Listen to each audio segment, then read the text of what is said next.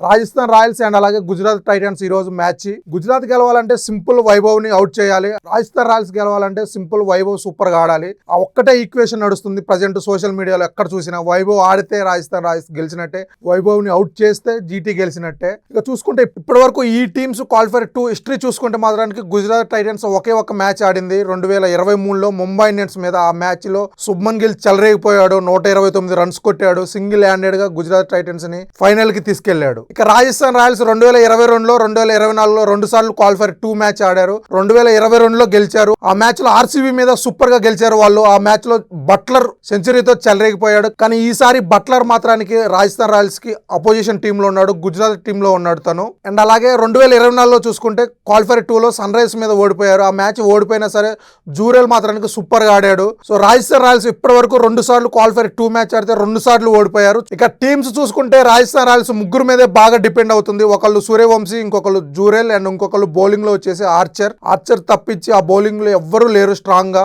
ఇక వైభవ్ మొన్న చూసాం ఎలా చెలరేగిపోయాడో. ఇప్పటికే తన ఆరెంజ్ క్యాప్ రేస్ లో ఉన్నాడు. మోస్ట్ సిక్స్లు తనే, మోస్ట్ స్ట్రైక్ రేట్ తనే.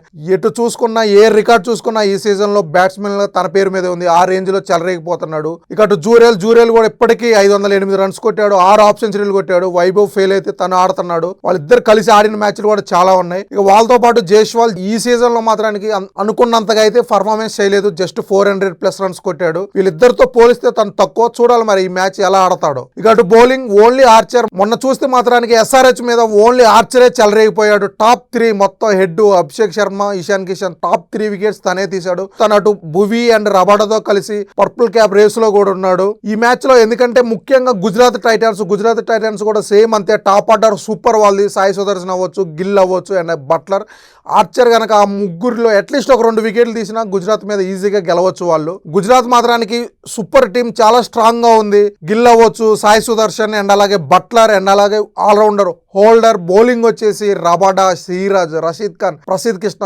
ప్రతి ఒక్కళ్ళు ఎక్సలెంట్ గా ఉన్నారు. బౌలింగ్ అండ్ అలాగే బ్యాటింగ్ మిడిల్ ఆర్డర్ సూపర్ గా ఉంది ఆ టీము. హోల్డర్ వచ్చేసి అటు మిడిల్ ఆర్డర్ లో బ్యాటింగ్ మంచి ఫినిషింగ్ ఇస్తున్నాడు అండ్ అలాగే బౌలింగ్ లో కూడా క్రూషియల్ వికెట్లు. మొన్న చూసుకుంటే విరాట్ కోహ్లీని తనే క్లీన్ బౌల్ చేశాడు క్వాలిఫైర్ 1 మ్యాచ్ లో. హోల్డర్ ఆ టీం కి బాగా ప్లస్ అయ్యాడు. అండ్ అలాగే గిల్ అండ్ సాయి సుదర్శన్ వాళ్ళు ఆరెంజ్ క్యాప్ రేస్ లో వైభవ్ తర్వాత వాళ్ళే ఉన్నారు. వాళ్ళిద్దరు కనుక నిలబడితే మాత్రానికి Gujarat Titans easy win. And వాళ్ళతో పాటు బట్లర్, ఇందాక చెప్పినట్టు బట్లర్ ఆల్రెడీ క్వాలిఫైర్ 2లో సూపర్ సెంచరీ ఉంది తనకి. చూడాలి మరి ఈ మ్యాచ్ తను ఎలా ఆడతాడో, తన సీనియారిటీని ఇలాంటి ఇంపార్టెంట్ నాకౌట్ మ్యాచ్ లో ఎలా యూజ్ చేసుకుంటాడో. ఇక్కడ ఇదే గ్రౌండ్ లో మొన్న రాజస్థాన్ రాయల్స్ సన్ రైజర్స్ మీద ఆడింది. అది వాళ్ళకి చాలా ప్లస్. అండ్ ఈ సీజన్ లో ఇంతవరకు గుజరాత్ టైటన్స్ ఇక్కడ మాత్రానికి ఒక్క మ్యాచ్ కూడా ఆడలేదు. అది వాళ్ళకి కొంచెం మైనస్ అనుకోవచ్చు. ఇక ఈ పిచ్ చూసుకుంటే